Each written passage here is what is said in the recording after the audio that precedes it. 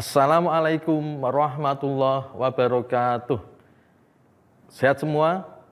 Ya, semoga kita selalu diberikan kesehatan dan kita harus selalu bersyukur dengan kesehatan itu kita akan belajar dan belajar untuk mengatasi masalah yang ada. Nah, salah satu masalah yang ada di Indonesia ini adalah masalah perekonomian. Nanti kita akan belajar tentang apa itu masalah ekonomi.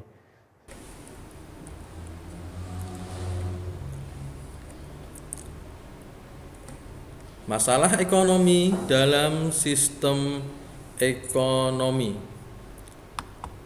Untuk kompetensi dasar pengetahuan pada 3.2 yaitu menganalisis masalah ekonomi dalam sistem ekonomi. Dan untuk kompetensi dasar keterampilannya menyajikan hasil analisis masalah ekonomi dalam sistem ekonomi. Adapun indikator pencapaian kompetensinya, yang pertama yaitu memberi definisi masalah pokok ekonomi. Yang kedua, menjelaskan masalah ekonomi klasik dan ekonomi modern. Yang ketiga, memperbandingkan masalah ekonomi klasik dengan masalah ekonomi modern.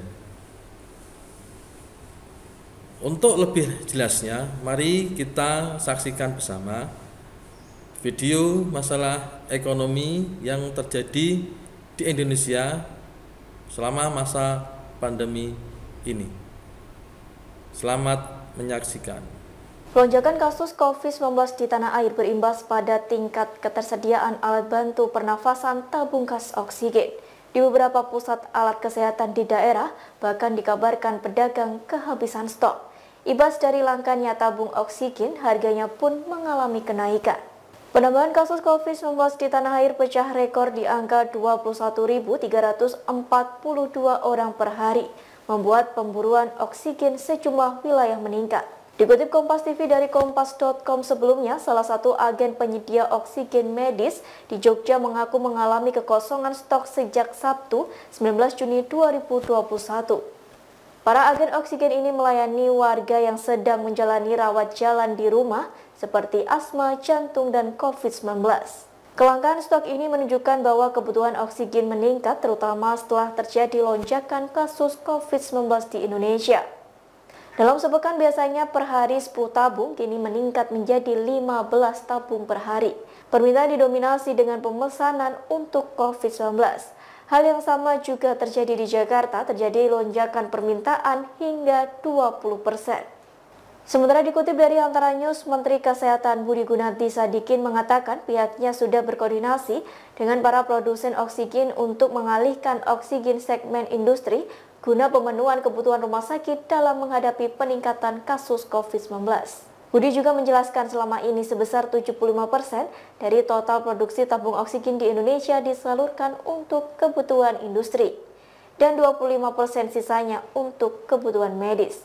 Namun dengan kesepakatan untuk memenuhi kebutuhan pasien COVID-19, pasokan oksigen terhadap industri itu akan dialihkan untuk kebutuhan medis ke berbagai rumah sakit. Diketahui, saat ini terdapat 4 pabrik tabung oksigen di Jawa Barat, 1 pabrik di Jawa Tengah, dan 4 pabrik di Jawa Timur. Bapak Ibu juga mungkin mendengar mengenai isu oksigen. Ya, kami bisa sampaikan di sini bahwa oksigen yang ada itu cukup. Ya, oksigen yang ada itu cukup.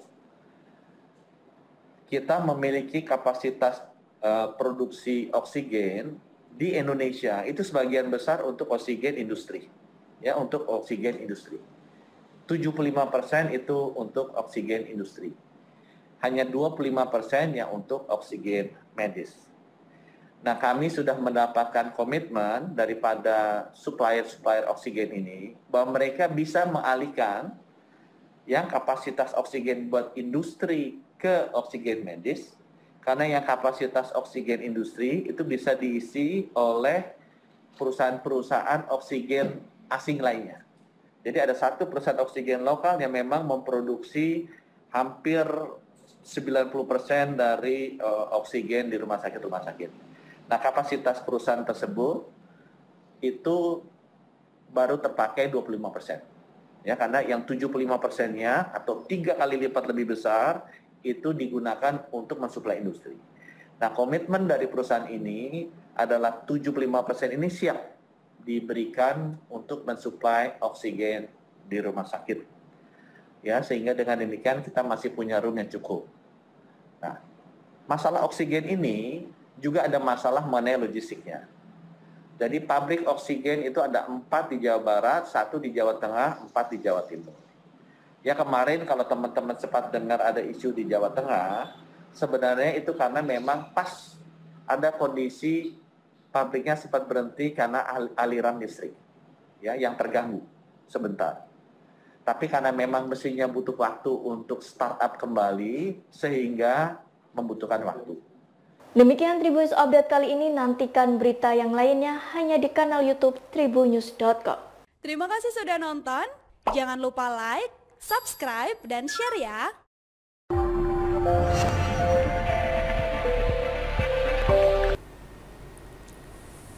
Oke, setelah menyaksikan tayangan video tersebut, apa yang ada di benak kita semua? Mari kita pelajari tentang masalah ekonomi. Inti dari masalah ekonomi adalah bagaimana manusia dapat memenuhi kebutuhannya yang tidak terbatas dengan benda pemuas kebutuhan atau sumber daya yang terbatas. Ada 2 masalah pokok ekonomi atau teori ekonomi yang bisa kita pelajari untuk mengatasi masalah ekonomi. Yang pertama yaitu masalah ekonomi klasik dan masalah ekonomi modern. Oke, apa itu masalah ekonomi klasik?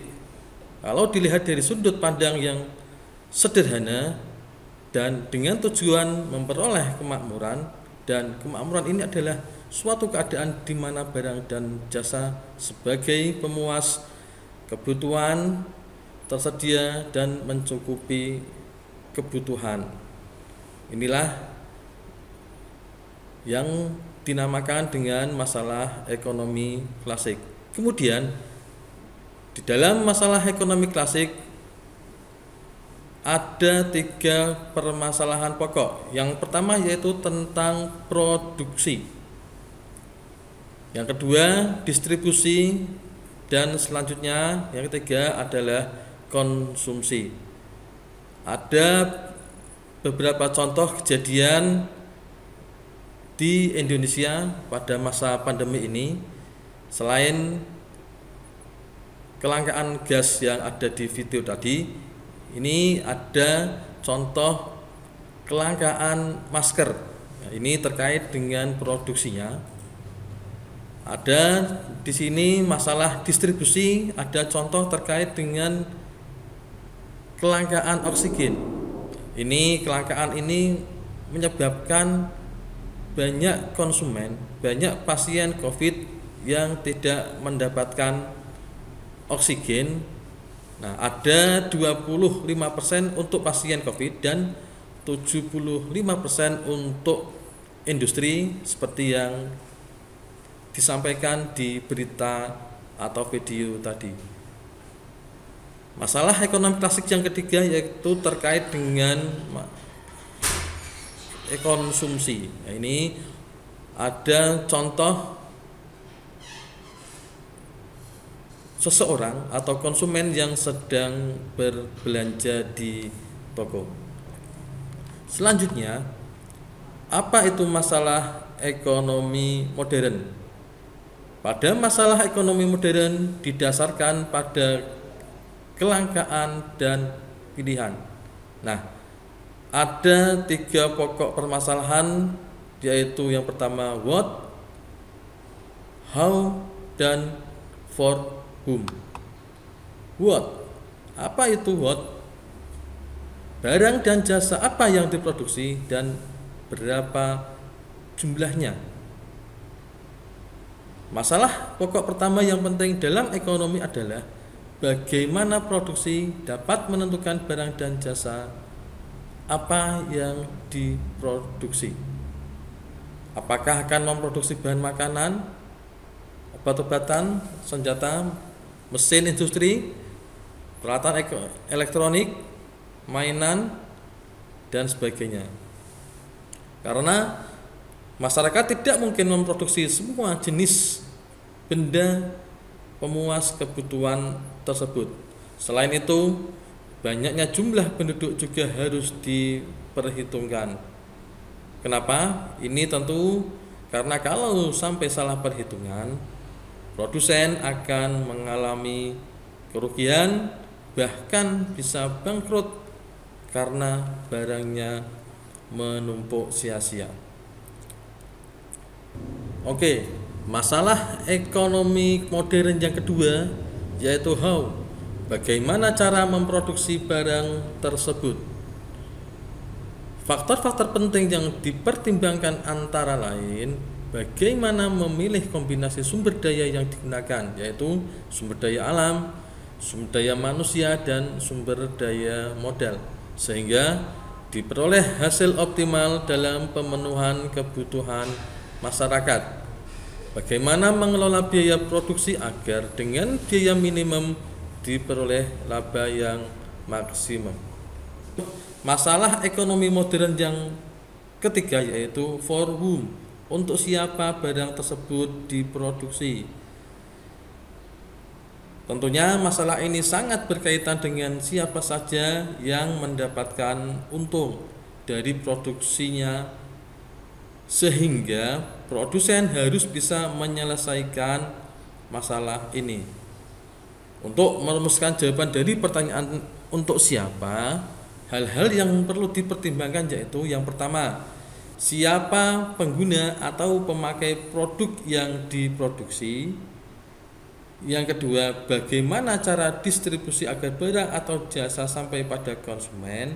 Dan selanjutnya, apakah angkatan kerja mendapat pekerjaan atau tempat mencari nafkah.